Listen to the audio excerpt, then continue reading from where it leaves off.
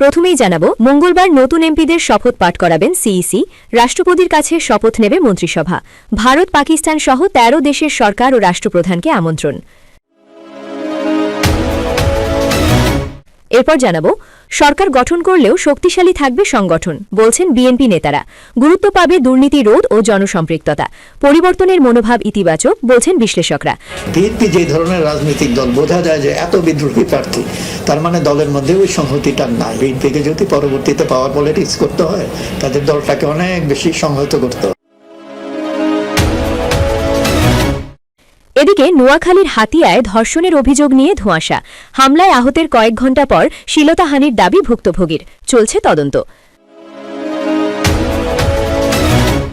আরও থাকছে, ত্রিশাসনের পূর্ণ গণনা ও দ্রুত গেজেট প্রকাশের অভিযোগে সিইসির সঙ্গে ১১ দলীয় জোটের বৈঠক। মঙ্গলবার শপথ নিচ্ছে ত্রয়োদশ জাতীয় সংসদ। জানাবো, জুলাই গণ আন্দোলনের রামপুরা হত্যা মামলার রায়ের তারিখ আজ নির্ধারণ। আন্তর্জাতিক অপরাধ ট্রাইব্যুনালে সাবেক ডিএমপি কমিশনার সহ ১১ আসামি হাজির। এবং সবশেষে জানাবো, বিপুল বিজয়ের পর সরকার গঠনের প্রস্তুতি। তারেক রহমানের নেতৃত্বে সিনিয়র তরুণ সমন্বয়ে নতুন মন্ত্রিসভার শপথ মঙ্গলবারই। দর্শক, এতক্ষণ শিরোনাম দেখছিলেন। আপনাদের সাথে আছি আমি জান্নাতুল ফেরদৌস। এবার যাচ্ছি পুরো খবরে। তবে তার আগে অনুরোধ থাকবে, ভিডিওতে একটি লাইক দিন আর চ্যানেলটি সাবস্ক্রাইব করে কমেন্টে জানিয়ে দিন আপনার মূল্যবান মতামত। ৩০টি আসনের ফলাফল পূর্ণগণনা সহ দ্রুত সময় গেজেট প্রকাশের বিরুদ্ধে অভিযোগ জানাতে প্রধান নির্বাচন কমিশনারের সঙ্গে বৈঠকে বসেছে জামায়াতে ইসলামীর ১১ দলীয় ঐক্যের নেতৃবৃন্দ। রাজধানী ঢাকার আগারবহে নির্বাচন কমিশন ভবনে নির্বাচনের সার্বিক পরিবেশ নিয়ে ১১টি দলীয় জোটের যেসব বিষয়ে আপত্তি রয়েছে সেগুলো উত্থাপন করার কথা রয়েছে। প্রতিনিধি দল জামায়াতে ইসলামী, এনসিপি, খেলাফত, মজলিস সহ জোটের নেতারা রয়েছেন। জুলাই গণ আন্দোলনে রাজধানীর রামপুরায় কার্নিশে ঝুলে থাকা এক যুবককে গুলি করা সহ দুজনকে হত্যা মামলার রায়ের তারিখ নির্ধারণ হবে আজ। বিচারপতি গোলাম মুর্তুজা মজুমদারের নেতৃত্বে ৩ সদস্যের আন্তর্জাতিক অপরাধ ট্রাইব্যুনাল ১ এ তারিখ ঠিক করবেন। মামলায় ডিএমপি সাবেক কমিশনার হাবিবুর রহমান সহ ৫ আসামি পুলিশ সদস্য, যাদের মধ্যে একমাত্র গ্রেফতার এসএসআই চঞ্চল চন্দ্র সরকার। এছাড়াও এই ট্রাইব্যুনালে আজ আরও ৬টি মামলার বিচার কাজ রয়েছে। সকালে এসব মামলার গ্রেফতার মোট ১১ আসামিকে ট্রাইব্যুনালে হাজির করা হয়েছে।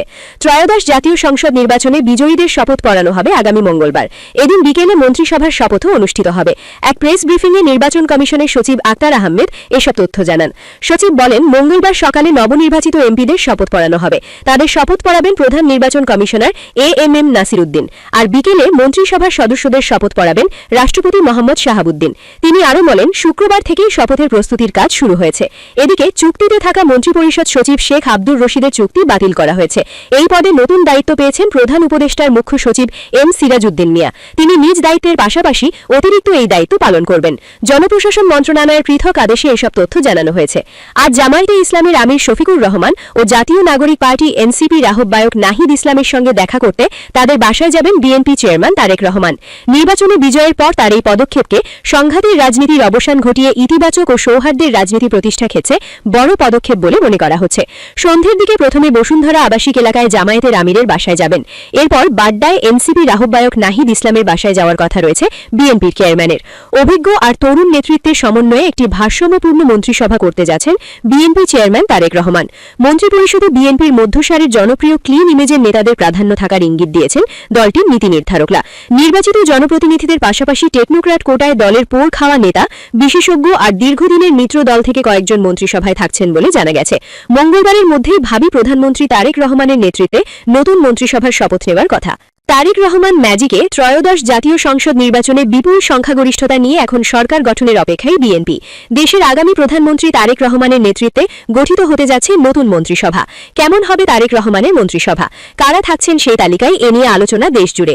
বিএনপি নীতি নির্ধারকরা আভাস দিলেন, দলের অভিজ্ঞ বর্ষিয়ান নেতাদের পাশাপাশি অপেক্ষাকৃত তরুণদের সমন্বয় ঘটবে মন্ত্রিসভায়। গুরুত্বপূর্ণ মন্ত্রীর দায়িত্ব পাচ্ছেন দলের দুর্দিনের কাণ্ডারি মহাসচিব মির্জা ফখরুল ইসলাম আলমগীর। সিনিয়রদের মধ্যে গুরুত্বপূর্ণ মন্ত্রণালয়ের দায়িত্ব পেতে যাচ্ছে আছেন doctor Khandakar Mosharraf Hossain, doctor Moin Khan, Amir Khasru Mahmud Chowdhury, Salahuddin Ahmed, Iqbal Hasan Mahmud Tuku, doctor AJM Zahid Hossain, Mirza Abbas, Asadul Habib Dulu. মন্ত্রিসভায় থাকতে পারেন অবসরপ্রাপ্ত air vice marshal Altaf Hossain Chowdhury, Abdul Awal Mintu, Abdul Salam Pintu, senior আইনজীবী advocate Zainul Abedin. Cabinet old young তরুণ অভিজ্ঞ, তাদেরকে সম্মিলিত করেই আমাদের বিশ্বাস যে আমাদের ক্যাবিনেট হবে। সাবেক ছাত্রনেতাদের মধ্যে মন্ত্রী প্রতিমন্ত্রী হিসেবে আলোচনায় আছেন আমানুল্লাহ আমান, শহীদউদ্দিন চৌধুরী এনি, সাবেক উপমন্ত্রী অ্যাডভোকেট রুহুল কুদ্দুস তালুকদার দুলু, ফজলুল হক মিলন, খায়রুল কবির খোকন, এম রাশিদুজ্জামান মিল্লাত, সাবেক attorney general Asaduzzaman Asad, barrister Kaiser Kamal, সাবেক ছাত্রনেতা আজিজুল বারী হেলাল, শরীফুল আলম, মোস্তাফিজুর রহমান বাবুল, অনিন্দ ইসলাম অমিত, পার্বত্য চট্টগ্রাম থেকে ওয়াদুদ ভুইয়া সহ বেশ কয়েকজনের নাম। সংসদীয় যিনি নেতা জনাব তারেক রহমান, ওনার উপরে ছেড়ে দিই, উনি অনেক চিন্তাভাবনা করেই দায়িত্বটুকু দেবেন। কাকে কোন দায়িত্ব দেন, দেশটাকে তো নতুনভাবে চ্যালেঞ্জ নিয়েই করতে হবে। সংসদ নির্বাচনে অংশ নেননি এমন গুরুত্বপূর্ণ কয়েকজনকে টেকনোক্র্যাট কোটায় মন্ত্রিসভায় রাখা হবে। এর মধ্যে আছেন নজরুল ইসলাম খান, বেগম সেলিমা রহমান, আন্দোলন সংগ্রামের ত্যাগী নেতা রুহুল কবির রিজভী।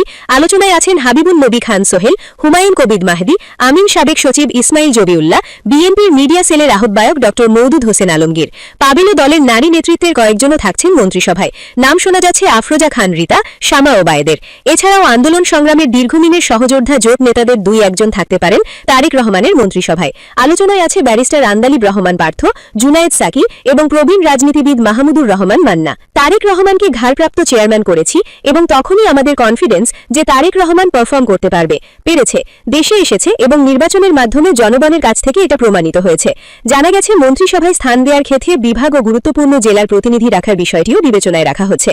হাতিয়ায় নির্বাচন পরবর্তী সহিংসতা ও শাপলা প্রতীকে ভোট দেওয়াকে কেন্দ্র করে এক নারীকে ধর্ষণের ঘটনার সুষ্ঠু তদন্ত ও দ্রুত বিচার নিশ্চিতের দাবি জানিয়েছেন এনসিপির মুখপাত্র আসিফ মাহমুদ সাজিব ভুইরা। এ ঘটনার প্রতিবাদে রাজধানীর বাংলা মোটর কার্যালয়ের সামনে থেকে মধ্যরাতে বিক্ষোভ মিছিল বের করে দলটি।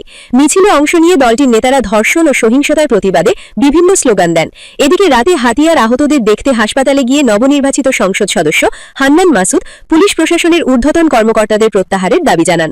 নোয়াছানের হাতিয়ায় নির্বাচন পরবর্তী সহিংসতা, নেতাকর্মীদের উপর হামলা এবং ধর্ষণের ঘটনার প্রতিবাদে জাতীয় নাগরিক পার্টি এনসিপি রাজধানীতে বিক্ষোভ করেছে। শনিবার রাত 12:15টার দিকে রাজধানীর বাংলা মোটর এলাকায় এই বিক্ষোভ কর্মসূচি পালিত হয়।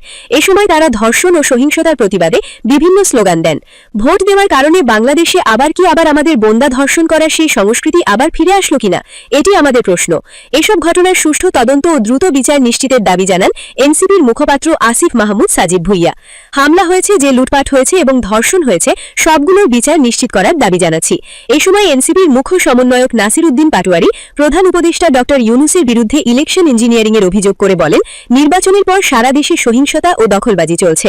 উপদেষ্টাদেরকে আহ্বান জানাবো, সেফ এক্সিট নেওয়ার আগে সম্পদের হিসাব বিবরণী দিন এবং ডক্টর ইউনুস, আপনি যেই ধরনের ইঞ্জিনিয়ারিং এর সহযোগিতা করেছেন, এই ভিন্ন বাংলাদেশ এটা ইতিহাসে মনে রাখবে। এদিকে হাতিয়ার আহতদের দেখতে রাতে হাসপাতালে যান নোয়াখালী 6 আসনের নবনির্বাচিত সংসদ সদস্য হান্নান মাসুদ। এ সময় তিনি পুলিশ প্রশাসনের ঊর্ধ্বতন কর্মকর্তাদের প্রত্যাহারের দাবি জানান। আমরা চাচ্ছি পরিস্থিতি ঠান্ডা হোক, প্রশাসন ব্যবস্থা অভিযান। আমরা দ্রুত, আমি এসপিকে বলেছি, সেই জায়গায় পুলিশের যার সামনে ঝামেলা হয়েছে, যার সামনে এই ধরনের ঘটনাগুলো ঘটছে, সে এখানে প্রত্যাহার করতে হবে।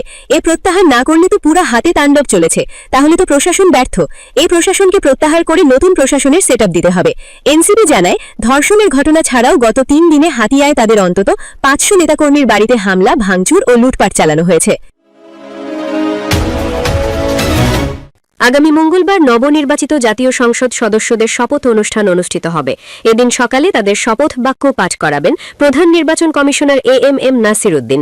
একই দিন বিকেলে নতুন মন্ত্রিসভার সদস্যদের শপথ গ্রহণ অনুষ্ঠান আয়োজন করা হয়েছে, যেখানে রাষ্ট্রপতি মোহাম্মদ শাহাবুদ্দিন শপথ বাক্য পাঠ করাবেন।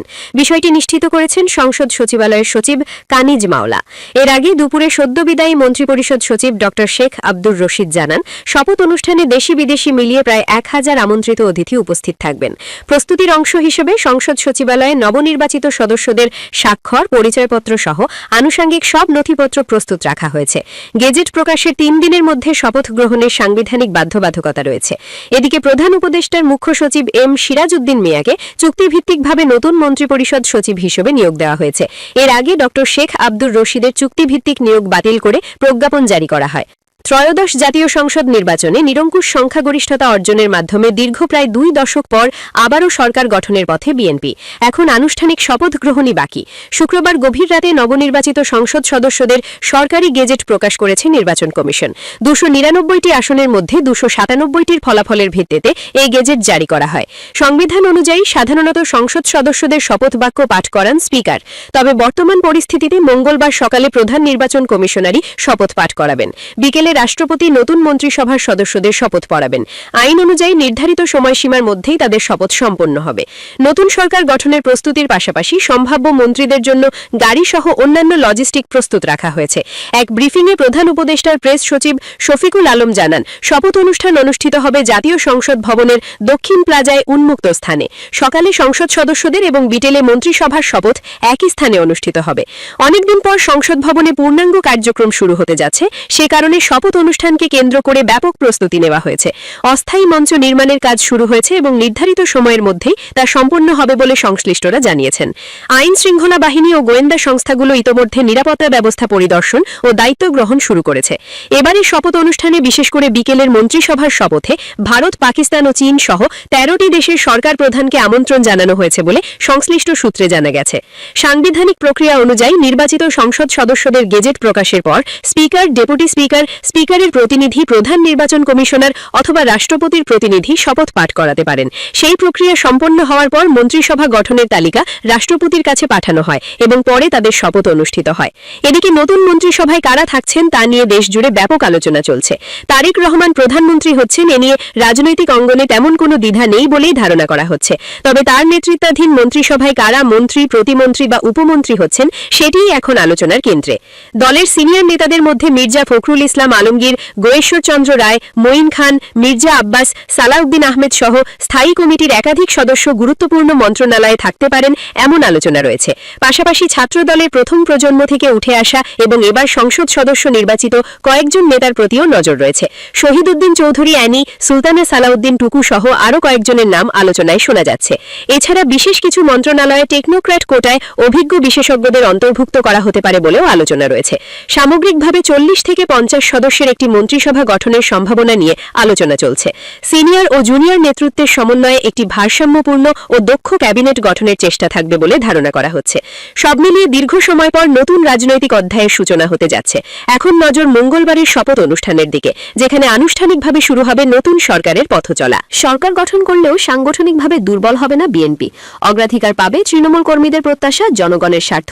সরকারের সমালোচনার পাশাপাশি নির্বাচিত প্রতিনিধিরা প্রতিবাদ জানাবে যে কোনো বিতর্কিত সিদ্ধান্তেরও। দলের মধ্যে অনিয়ম, দুর্নীতির অভিযোগ উঠলে তার বিরুদ্ধে কঠোর অবস্থান দেওয়ার পক্ষেও মত বিজয়ী প্রার্থীদের। বিশ্লেষকদের পরামর্শ, সরকার পরিচালনা করতে গিয়ে যেন ভোটারদের সাথে দূরত্ব তৈরি না হয়। দীর্ঘ 17 বছর পর আবারও দেশ পরিচালনার দায়িত্ব নিতে যাচ্ছে বিএনপি। কেমন হবে নতুন সরকার? আগের মতোই কি সরকারের মাঝে একাকার হবে দল, নাকি এবার ভিন্ন আঙ্গিকে দেখা যাবে বিএনপিকে?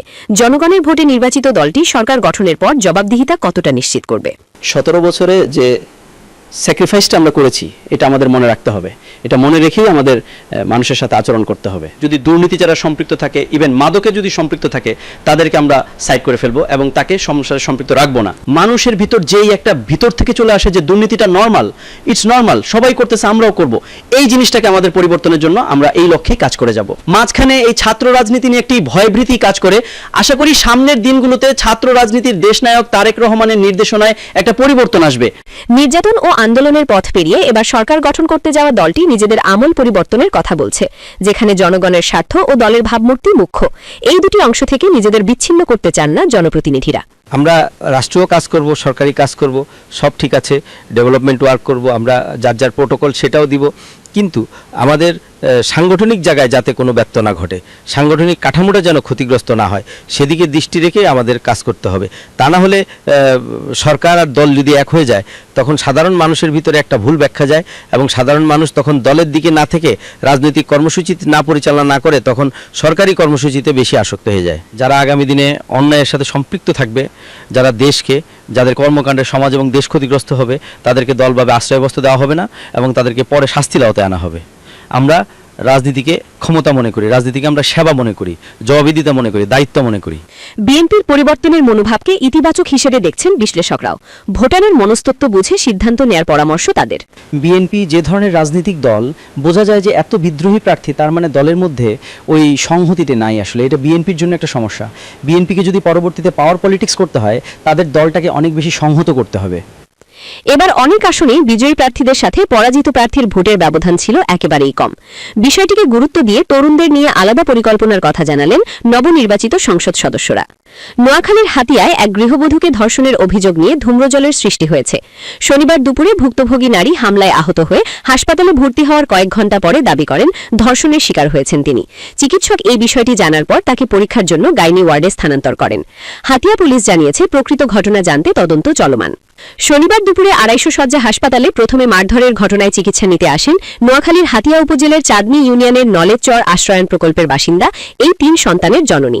পরবর্তীতে চিকিৎসকের কাছে অভিযোগ করেন ধর্ষণের শিকার হয়েছেন তিনি। পরে তাকে জরুরি বিভাগ থেকে গাইনি ওয়ার্ডে স্থানান্তর করা হয়। উনি আমাকে প্রথমেই ইসকে মারামারি কথা বলেছে, পরবর্তীতে উনি বলেছে উনি ধর্ষিত হয়েছে, সেজন্য আমরা এটা তাৎক্ষণিক ব্যবস্থা নেওয়ার জন্য ওনাকে আমরা ভর্তি করে আমাদের গাইনি ডিপার্টমেন্টে ভর্তি করিয়েছি। ভুক্তভোগীর দাবি, শুক্রবার রাতে 3 ব্যক্তি তার ঘরে প্রবেশ করে। এই সময় তার স্বামীকে বেঁধে রাখা হয়। 3 জনের একজন তাকে ধর্ষণ করে বলে অভিযোগ করেন তিনি দাবি করেন এবারের নির্বাচনে শাপলাকলি প্রতীকে ভোট দেয়ায় এই হামলা চালানো হয়। আমার স্বামী সরা আমি কেসিংরুমে পলাতম, সেখান থেকে আমার এসে আমার স্বামীরে থুয়ে এসে। তো কে গেছে? একজন গেছে, দুইজন, একজন দরজা দড়ি খারিছে, রহমন নির্যাতন। তবে অভিযোগকারীর পাশের রুমে থাকা আশ্রয়ন প্রকল্পের বাসিন্দারা জানান এমন কোনো ঘটনা টের পাননি। তারা এটা আমি কি জানি, আমার মনের কথা জানে না, আমার মনের কথা আমি জানি। আচ্ছা, এখানে আপা এই যে এটা হচ্ছে যে 3টা ছেলের কথা বলছে, আব্দুর রহমান সহ রুবেল, ইমরান, এরা কি আসছে? কি মনে হয় আপনার থেকে? না, হ্যাঁ, বাসায় এরা আমার বাসায়, কিন্তু আমরা এই ধরনের মিথ্যা কথা কই, কেউ আসে নাই এবং কেউ জ্বালাতনও করে নাই, কেউ কিচ্ছু বলে নাই। এদিকে স্থানীয় যুবক রহমান তার বিরুদ্ধে আনা ধর্ষণের অভিযোগ অস্বীকার করেছেন। উল্টো প্রতিপক্ষের লোকজনই তার উপরে হামলা চালিয়েছে। আমি এটা করিনি, এটা সব বানোয়াট, সব মিথ্যা মামলা, সব ষড়যন্ত্র চলছে আমার উপরে। আমি এনজিবিআই ঢোকার জন্য আমার লাখ লাখ টাকা অফার করছে, 1 লাখ টাকা দিমু, 1000 টাকা দিমু, তুমি এনজিবিআইতে চলে আসো। হাতিয়ায় হামলা, নির্যাতন সহ ধর্ষণের অভিযোগ তুলে 11 দলীয় জোট থেকে নির্বাচিত সংসদ সদস্য হান্নান মাসুদ দাবি করেন, দুইটা ধর্ষণের ঘটনা ঘটেছে, শুধুমাত্র শাপলাগুড়িতে ভোট দেওয়া তাদের অপরাধ। এই ব্যাপারে প্রশাসনকে বারবার বলার পরও প্রশাসন কোনো ধরনের অ্যাকশন নিচ্ছে না। হাতিয়াতে অতি দ্রুত সেনাবাহিনী মোতায়েন করে অস্ত্র উদ্ধার করা দরকার। তারা রাজনৈতিকভাবে হেয় প্রতিপন্ন করার জন্য এ ধরনের প্রচারণা চালানো বলে দাবি করেন উপজেলা বিএনপির নেতারা। একটা মহল রাজনৈতিকভাবে বিএনপিকে হেয় প্রতিপন্ন করার জন্য রহিমকে বিএনপির কর্মী হিসেবে প্রচার করতেছে। হাতিয়া পুলিশ জানায় প্রকৃত ঘটনা জানতে এরই মধ্যে তদন্ত চলছে। এটা এক্সাজারেশন, অতিরঞ্জন, আপনার প্রপাগান্ডা, ওই দৃষ্টি আকর্ষণের জন্য আর কি, এটাকে করার জন্য, ইস্যু করার জন্য জাস্ট আর কি। পুলিশ বলেছে যে তদন্ত করে তারপরে প্রকৃত কারণ উদ্ঘাটন করবে তারা। এ বিষয়ে কিছু তারা জানালো কিনা। আরেকটি বিষয়, ভুক্তভোগী নারীকে তো মেডিকেল পরীক্ষার জন্য তাকে আবার গাইনি বিভাগে স্থানান্তর করা হচ্ছিল, তার পরীক্ষার রিপোর্ট পাওয়া গেল কিনা। বৃষ্টি, আমি এখন আছি নোয়াখালী 250 শয্যা জেনারেল হাসপাতালে। আমি কিছুক্ষণ আগে এই হাসপাতালের যিনি আবাসিক মেডিকেল অফিসার তার সাথে কথা বলেছি। তিনি আমাকে যেটি জানিয়েছেন যে আসলে এই নারী গতকাল দুপুর 12টার দিকে এখানে হসপিটালে আসছেন, যে তার উপর হামলা করা হয়েছে এবং হাসপাতাল কর্তৃপক্ষ তাৎক্ষণিকভাবে তার চিকিৎসা দিয়েছেন, অর্থাৎ তাকে তখনও ভর্তি করানো হয়নি। এবং ডাক্তার যেটি বলছিলেন যে বিকেলে সে কয়েক ঘন্টা পরে সে আবার নারী জানালেন তাকে নির্যাতন করা হয়েছে, শারীরিকভাবে শ্লীলতাহানি করা হয়েছে, তারপরে আসলে তাকে গাইন বিভাগে স্থানান্তর করা হয়, হাসপাতালে ভর্তি করা হয়। এখন যেটি বলছেন যে ডাক্তার যে আসলে যেহেতু মহিলার পরীক্ষা নিরীক্ষা করার জন্য যেটি প্রয়োজন, আসলে সে থানায় মামলা করা বা থানার পক্ষ থেকে বা তদন্তকারী কর্মকর্তার পক্ষ থেকে একটি আইনানুগ যে আনুষ্ঠানিকতা, সেটি আসলে হাসপাতাল কর্তৃপক্ষ এখনো পাননি। তারা বিভিন্ন সামাজিক যোগাযোগ মাধ্যমে দেখেছেন যে এই অভিযোগ পেয়েছেন, কিন্তু যেহেতু আইনগতভাবে তারা এখন পর্যন্ত কোনো কাগজ পাননি, সেজন্য আসলে তারা যে পরীক্ষা নিরীক্ষার জন্য যে ব্যবস্থা নেয়া সেটি আসলে নিতে পারেননি। তবে আসলে কি সব পক্ষই আসলে চাচ্ছেন যে যারাই এই ঘটনার সাথে দোষী, তদন্ত করে যারা ব্যবস্থা নেওয়া হয় আইনগত, সেটি আসলে দাবি করছে। রাজশাহী নগরীতে মসজিদে নামাজ পড়তে যাওয়ার সময় গোলাম মোস্তাফা নামের এক ব্যক্তিকে গুলি করে হত্যা করেছে দুর্বৃত্তরা। নিহত স্বজনরা জানান মোস্তাফা শনিবার রাত 8টার দিকে নামাজ পড়ার জন্য বাড়ি থেকে বের হন। খোজাপুর কবরস্থানের সামনে দিয়ে যাওয়ার সময় অজ্ঞাত দুর্বৃত্তরা তাকে লক্ষ্য করে গুলি চালায়। এতে অচেতন হয়ে মাটিতে পড়ে যায় গোলাম মোস্তাফা। উদ্ধার করে রাজশাহী মেডিকেল কলেজ হাসপাতালে নিয়ে গেলে চিকিৎসক তাকে মৃত ঘোষণা করেন।